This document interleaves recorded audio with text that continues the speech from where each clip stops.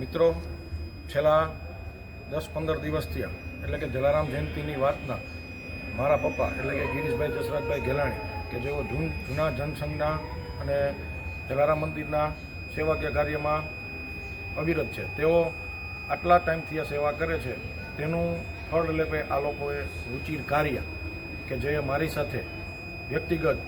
રાજકીય કિન્નાખોરી અમને ગમે એમ કરીને પાડી દેવાનું આ બધી મનસ્વી વાર્તાઓ લઈને ચાલે છે અમારી ઉપર અને અમારા સાથી અમારા જલારામ મંદિરના કાર્યકર્તાઓ અમે જેને અડ્યા નથી એવા ઘનશ્યામભાઈ પૂજારા સાથે પણ અમારું ખોટું નામ લગાડી જેની અમે પેન ડ્રાઈવ એટલે કે સીસીટીવી ફૂટેજ પણ એસપી સાહેબને તથા એ ડિવિઝને અને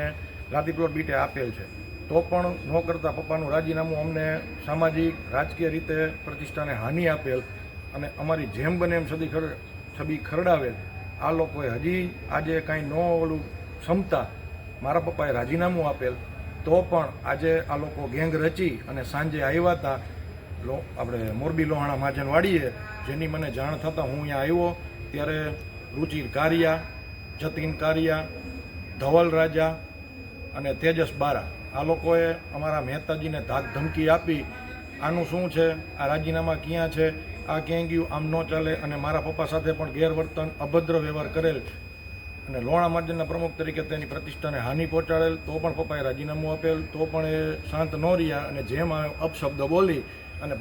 અત્યારે મારા પપ્પા સિવિલ હોસ્પિટલમાં દાખલ છે આઈસીયુમાં. હવે આમનો ન્યાય તમારે કરવાનો છે. જો ગિરીશભાઈ જસરાજભાઈ ગેલાણીએ કોઈ પણ એક પણ સારું કામ કર્યું હોય તો આપને હવે આપની ઉપર જવાબદારી છે કે આપ એની સાથે ઊભા રહો. જય જલારામ, જય રઘુવંશ.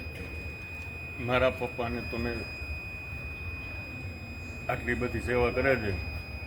તોય છતાં આવું જો થતું હોય અને આ જે લુહાણા મહાજનવાડી આજ જે સાંજે આ થયું આ નોંધ થવું જોઈએ અને આ રુચિર કાર્ય અને આ બધાને રાજીનામું આપી દીધા પછી એ જો આવું જ કરવાનું છે તો આનું શું કરવાનું છે? આનો કાંઈ મતલબ ખરો? અને આવી રીતે ગેરવર્તન ને ગેરવ્યાજબી વાતું કરવાનું ખોટે ખોટું કારણ. એટલે આમાં તમે બધા સાથે જોડાવો અને સાથે ન્યાય આપવા આવો. જય રઘુવીર, જય જલારામ.